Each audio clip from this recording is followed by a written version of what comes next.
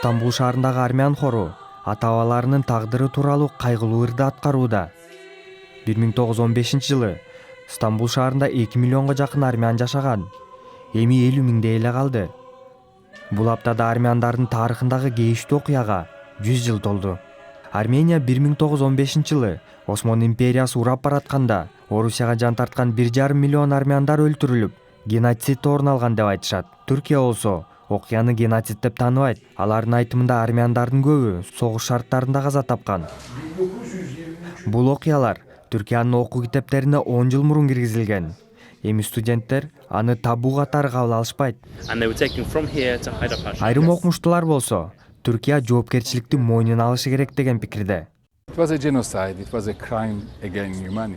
Геноцид болгон 20-кылымдын башында адамзатка каршы кылмыш орун алган. Түрк өкмөтүнө жана түрк коомчулугуна геноцид деген аныктаманы кабыл алуу ири жоопкерчилик. Бирок заманбап коом катары бул биздин моралдык милдеттемебиз.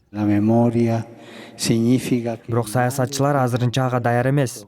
Рим папасы окуяларды геноцид деп мүнөздөгөндө, түрк президенти аны сынга алган. Bizce soykırım yoktur. Геноцид орун алган эмес. Осман империясындагы салык төлөгөн жана чыккынчылыкка барбаган этникалык топтор тынч жашап өнүккөн. Түрк элинин тарыхында кан төгүлгөн эмес. Биз тарыхыбыз менен сыймыктанабыз. 100 жыл өтсө да, кейиштүү окуяга так аныктама бериле элек.